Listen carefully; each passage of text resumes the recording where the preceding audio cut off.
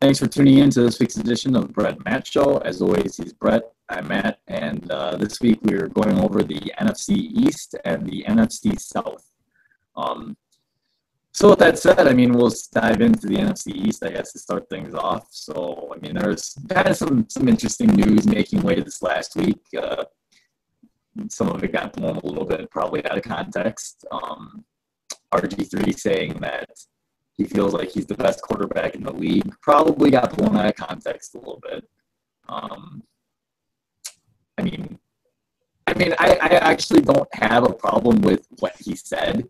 Like, if you don't feel that way, you make it to that level, especially when you're a guy that, sure, I mean, he hasn't really performed that well since his rookie year, but when you have that much talent, you have every right to feel like you are that kind of player.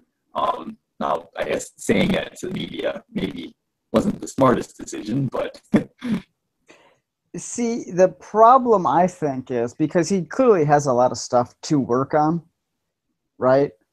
And if he's already thinking he's the best quarterback in the league, then I don't know how much he's actually working on the things that he needs to improve upon.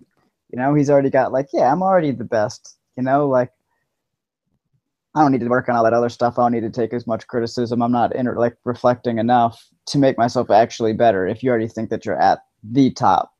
Now, I will say some of the people, like, I don't know if that was taken out of context. You're probably right on that. And I know one of the people down here that for some reason I follow on Twitter, they're freaking stupid.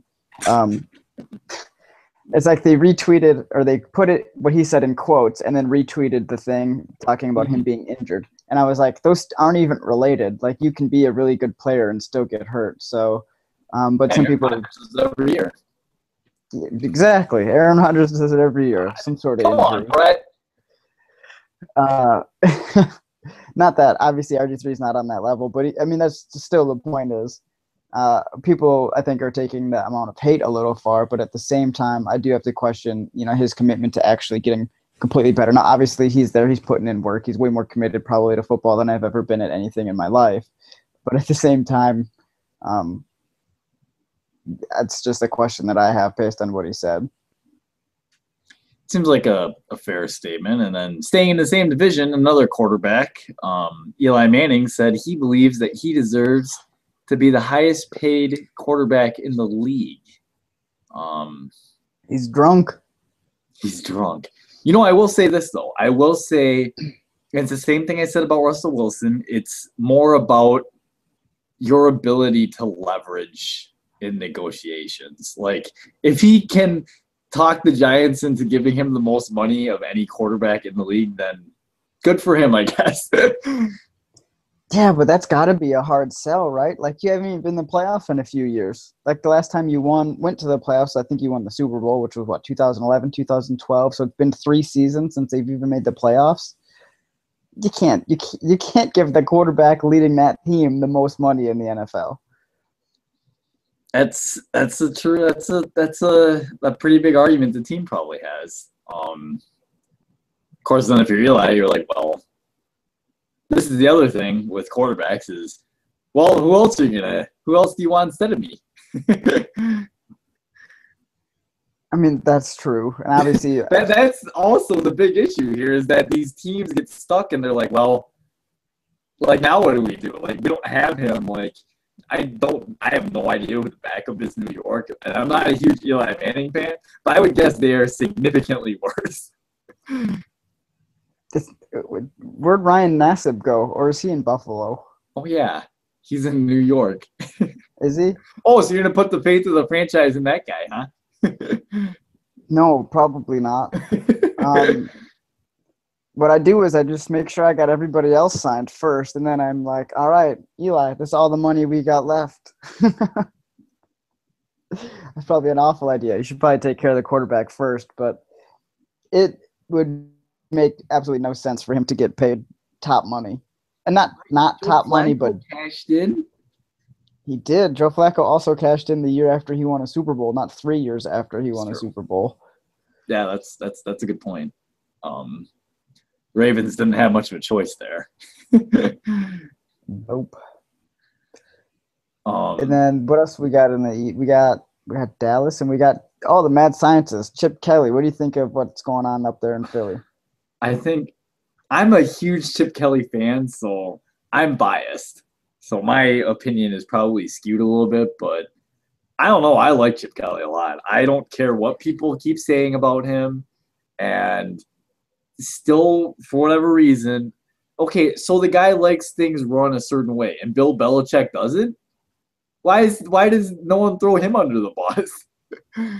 Because he's won Super Bowls? I mean, Chip Kelly's only been in the league for 3 years. Give the guy a break. That's true. I don't know. I think obviously the whole racism thing is way out of, I think, blown way out of proportion. Let's be real. Um, I think obviously like sending some of those guys away was kind of weird. Especially didn't they just trade a corner or something or cut a corner to the Steelers? And then it kind of ends up happening that they drafted 3 corners this year in the draft. So you're like, okay, so they've got bodies. They probably got people that they feel confident in at least being able to play decently. And then one of them ended up getting hurt, the guy that was probably likely to take his spot. So now you're down 2 corners essentially from where they were, where they thought they'd be to start the season. So it was just a trade that didn't work out. Obviously, if that guy doesn't get hurt and plays well, then people probably forget about that trade.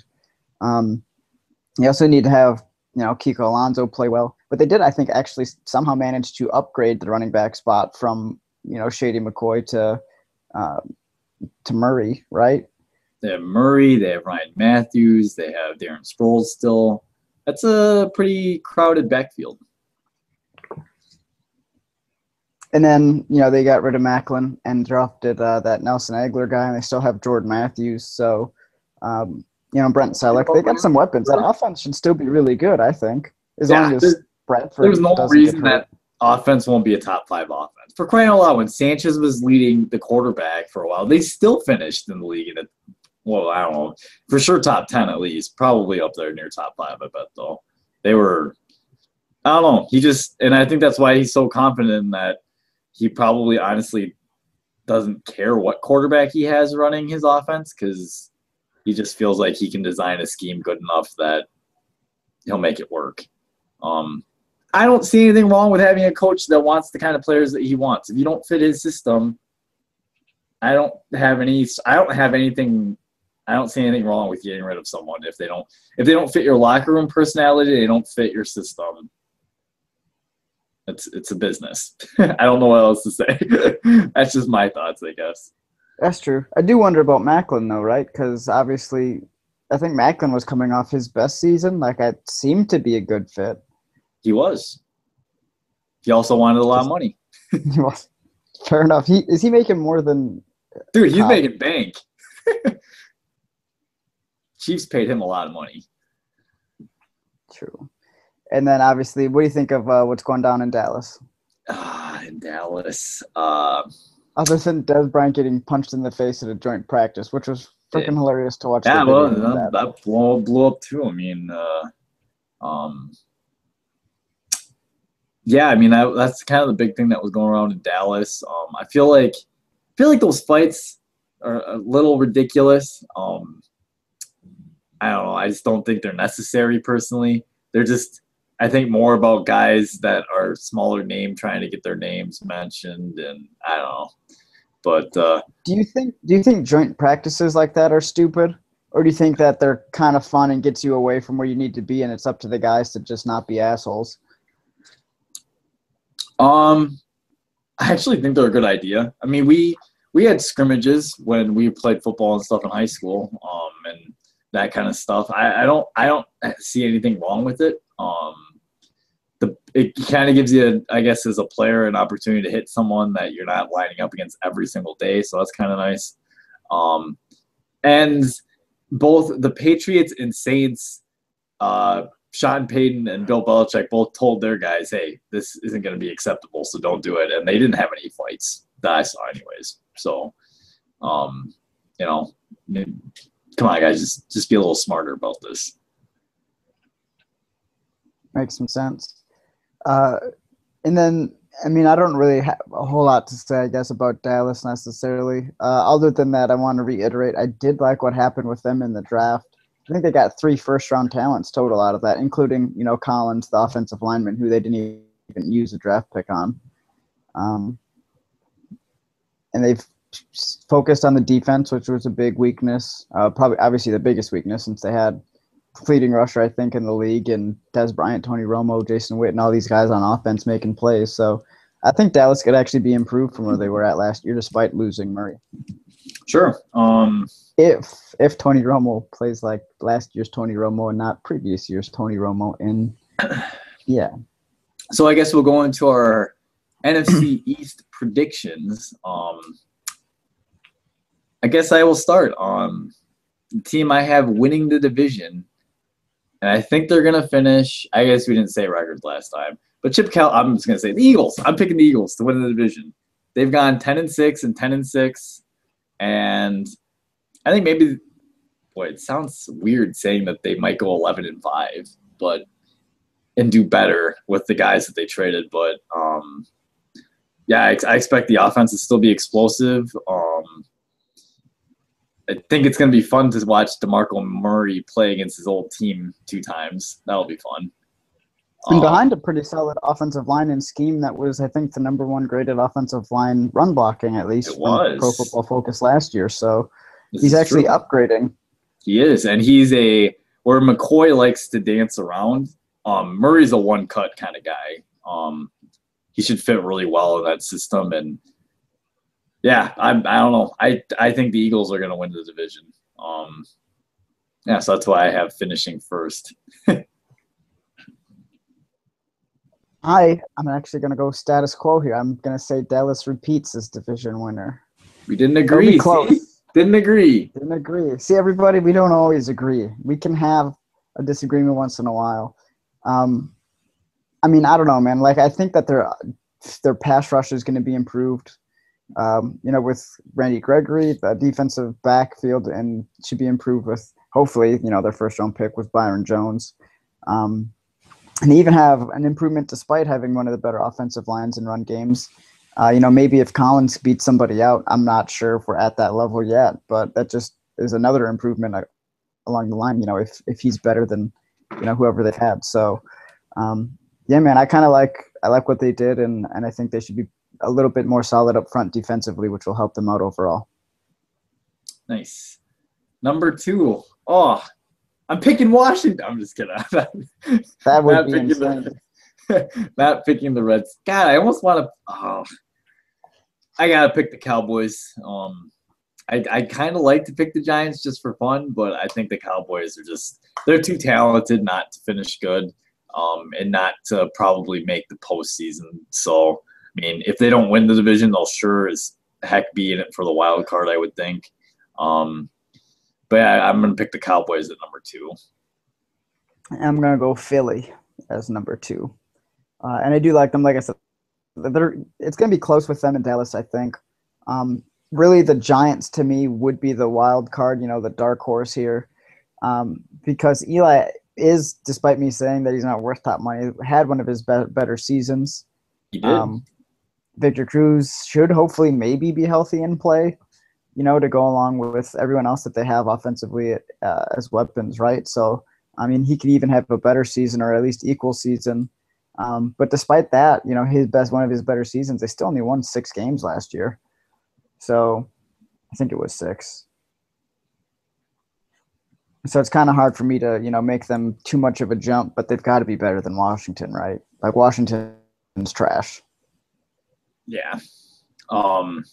Which, I mean, obviously leaves me, I'm right with you. The Giants, I think, number 3. And they, if something happens with Dallas where they sputter, or with the Eagles and they sputter, the Giants, they're a hard team to figure out sometimes. And, maybe this is one of those years they kind of sneak up out of nowhere and make some noise. And unfortunately, Redskin fans, I have a way of picking them. I have a way of picking quarterbacks that fall apart. Tell you, I'm not proud of saying this. Hey, but your boy Johnny Football, he might be better than the guy. He could start in Cleveland. You picked him. Maybe. Unfortunately, I wish he played for a different team because don't think Cleveland has a good enough offense to be able to make him improve as fast, I guess. But Shane RG3 Wynn just could take that team to new heights. Shane Wynn, put him back at punts, put him on kicks, let him run down the field on offense. All right, well, sure guys. isn't going to be Joe Thomas. That's for darn sure. Well, yeah, Game he's not scoring changer. touchdowns because he's kicking ass on the offensive line. Is he? If he's He kicking on is. the offensive line, why does come on? Anyways, yeah, I just Washington's a mess. There's just no other way to say it. They're probably gonna be bad for, I would guess, another couple of years. God, it just seems like yesterday. I remember when RG3 was super good and looked like he was gonna be a new face in Took the the team to the NFL. playoffs. They went to the He did. playoffs.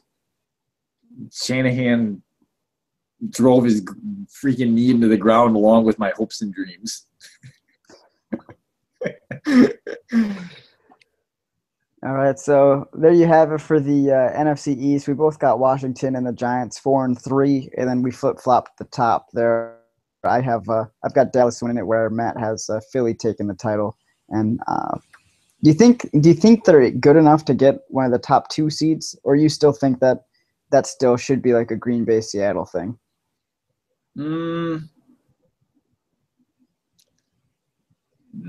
Probably not. I think they'll be there the 3rd or 4th seed, probably the 3rd seed. I don't think anyone's going to be the 4th from these other divisions. The 4th seed, I think, is coming from this next division, the NFC South. I don't know about that, Brett. Don't know about that. So let's just start with a little breakdown. So, we have. Let's start with the team that had the first pick last year, the Tampa Bay Buccaneers. So they bring in Jameis Winston. Obviously you got some two good receivers to throw the ball to. So there's some reasons to be excited about Tampa Bay. It'll Were you be excited about Tampa last year or 2 years ago? Yeah, well, I was a year early on them. Okay, now I'm excited about them. It was last year. I lost a couple bets on Tampa Bay, so thanks a lot, Tampa Bay. It cost me a couple candy bars and a soda. And now this year I have another bet on Tampa Bay, so they're probably going to let me down again. What bet do you have? I can't bet on sports, so I don't know. I don't know what this betting thing is. Well, I have a bet going right now that if Tampa Bay makes the playoffs as a wild card, I get a free lunch. If they finish last in the division, I owe a free lunch, and if it's anywhere in the middle, then it's a wash. Well, I'm thinking it's probably going to be a You wash. might have to buy somebody lunch. The worst team in the division? Come on. It's a possibility here. We'll figure it out here in a couple Definitely minutes. Is a possibility. You're right. So obviously, it's kind of Tampa Bay's thing. Carolina had a pretty significant loss this week with Kelvin Benjamin going down with an ACL, so that sucks. That was a huge loss. Still haven't improved the offensive line, really, have they? Is that Michael Orr now? Oh, yay. I don't know if that's an improvement or just breaking even. Or going backwards. Can't go backwards. I bet it's breaking even, maybe at best. Yeah, so I mean Carolina played in a lot of low-scoring games last year. Their defense was stellar, but obviously, well, not that they had Greg Hardy anyways for a lot of it, but the defense played really good. And if they're going to have a chance at all, defense is going to have to be what gets them to where they're at. Your hometown Saints that you like so much. Hometown Saints. I've never even been to New Orleans. Just kidding. No, but I mean the Saints. I keep seeing pictures of Nick Toon catching footballs. Maybe he'll do something and maybe, probably not. They got some other weapons down there that they'd probably use instead, unless they plan on using him like, I don't know, Jimmy Graham replacement, which would be a bad idea. It'll be interesting to see.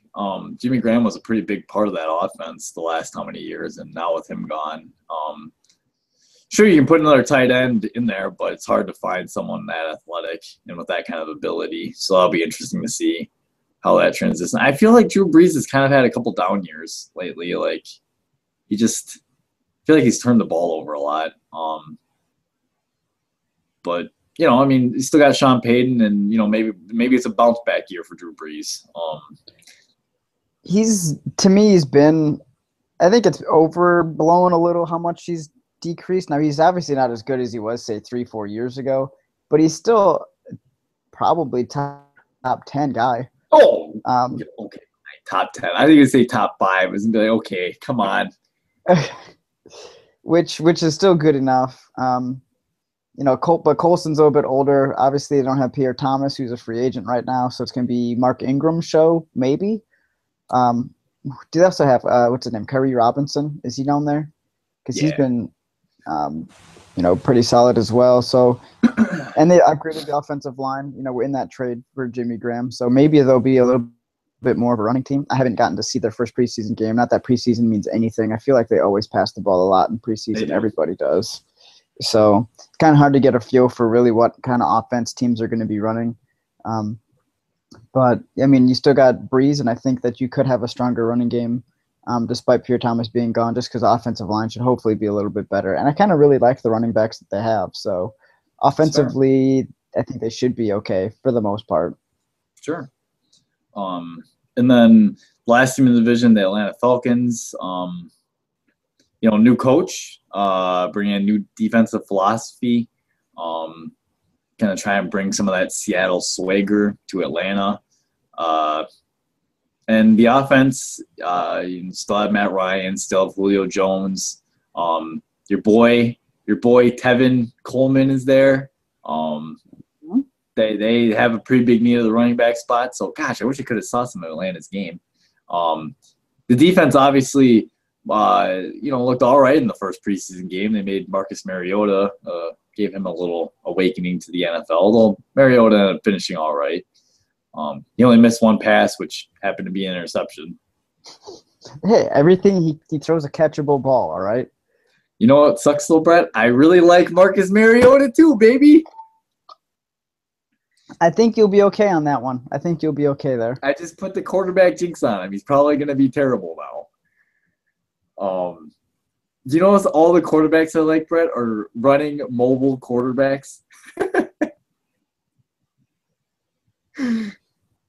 Yeah. See, gotcha. No. RG3. I like Mariota. I used to not like him, but like, what do you think? What do you think of Cam and? Oh, I like Cam. I've liked Cam since he was in college.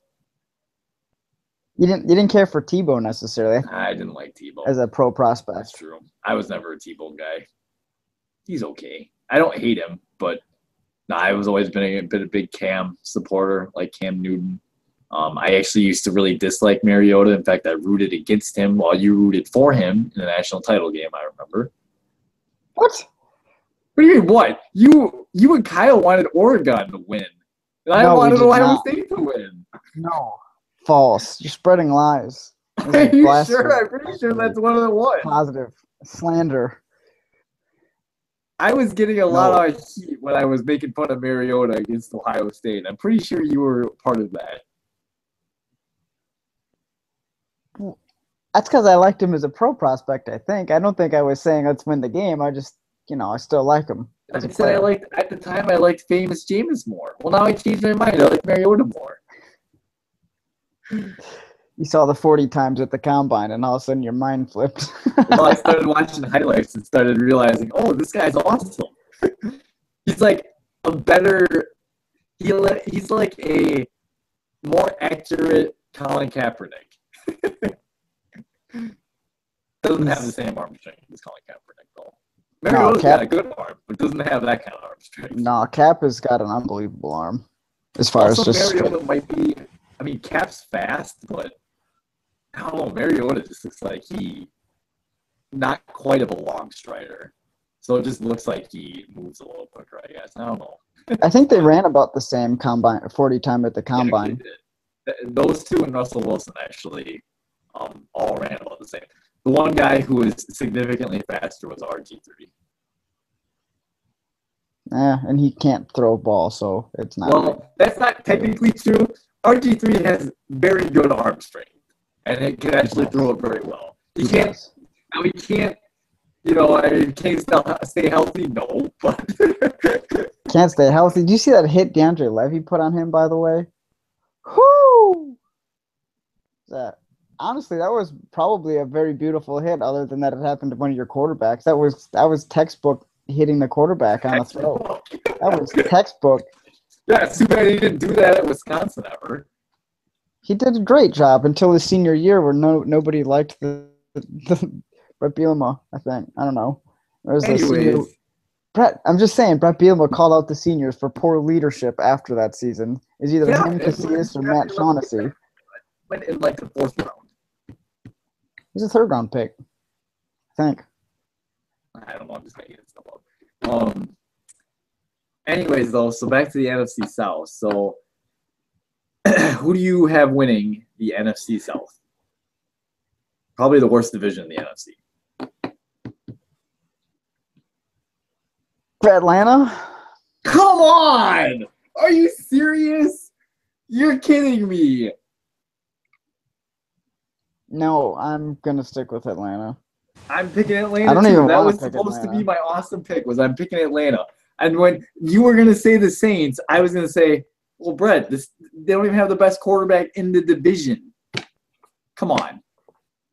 Which is debatable still. We'll take it. We'll see who has better stats at the end of the season: Matty Ice or your boy Drew Brees. He doesn't have Julio Jones to throw to. That's not fair. Got Marcus Colston. What, he's got Nick Toon? Yeah, Nick Toon. What about Colston? Brandon Cooks? Brandon Cooks is probably faster than Julio Jones. Probably.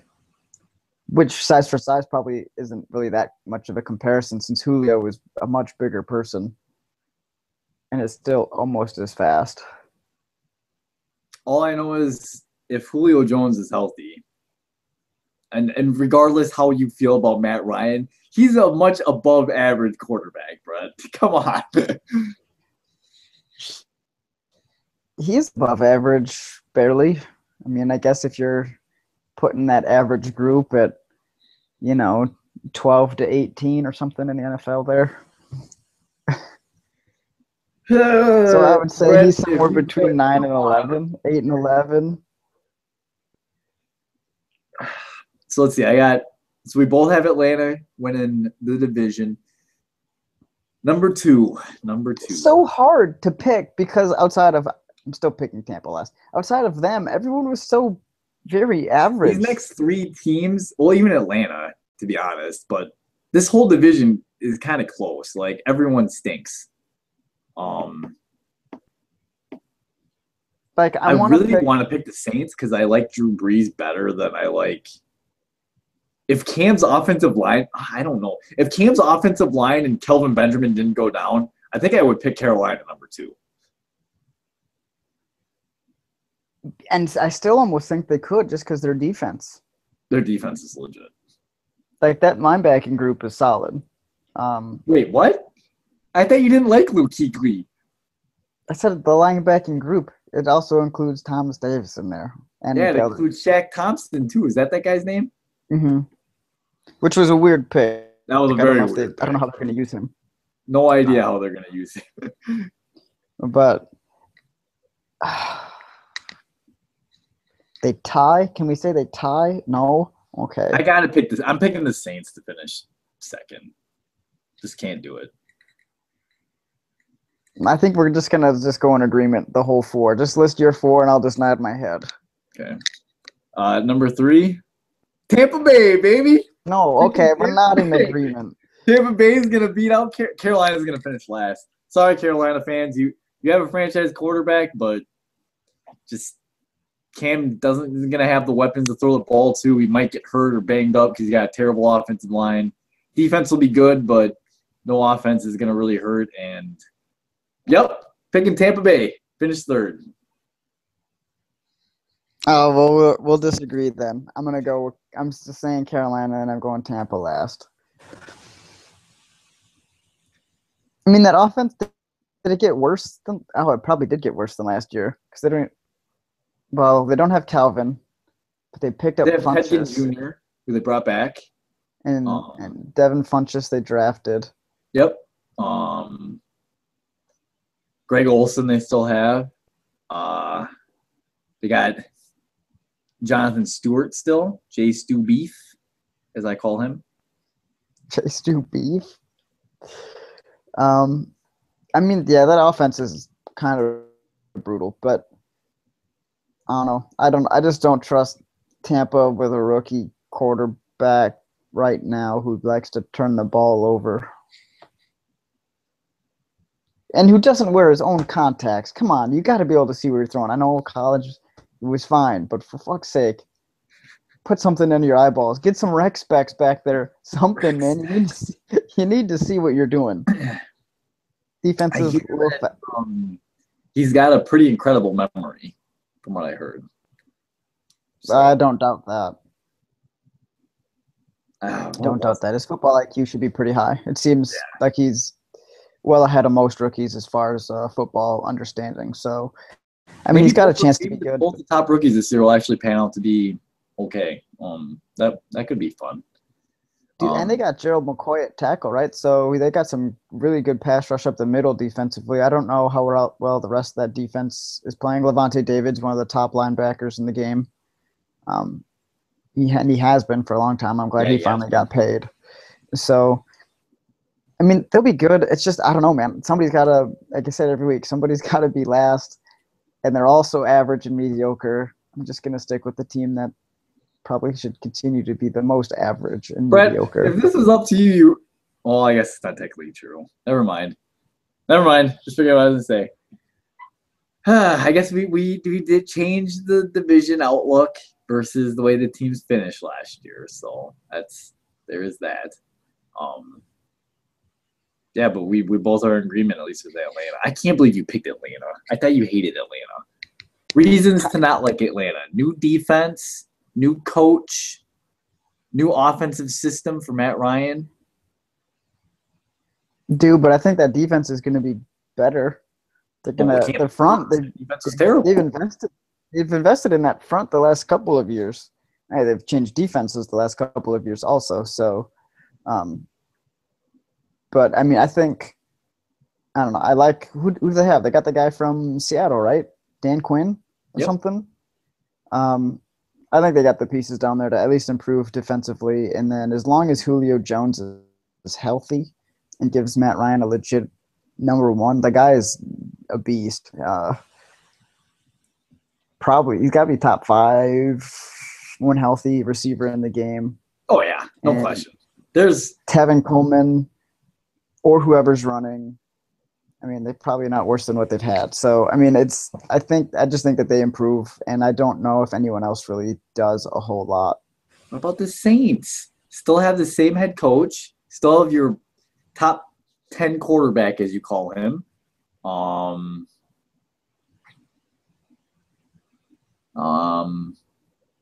They had to release one of their defensive ends because he's beating people up on a beach, man. I don't know, like I still have them second, didn't I? Or did I pick them third? No, you had them second. We both went with them second. We just flipped Tampa and Carolina. Okay, that's right. So I don't know, but we had some disagreements at the top, and then we had some disagreements at the bottom in the East and the South, respectively. See, everybody, not always in agreement. It's true. Very true. But so I don't know. Is there any other occurrences that happened this week that we need to go over? I don't think so. I mean, we kind of covered stuff at the beginning of a lot of it actually happened to be the NFC East stuff, but yeah. I don't think so, and I feel like most of the time if something happens within the division, we always we'll talk about it that week. Yeah. So, Next week, it's on to the AFC. Just keep going in that circle. We'll go with the North and the West again. Sure. North and West it is.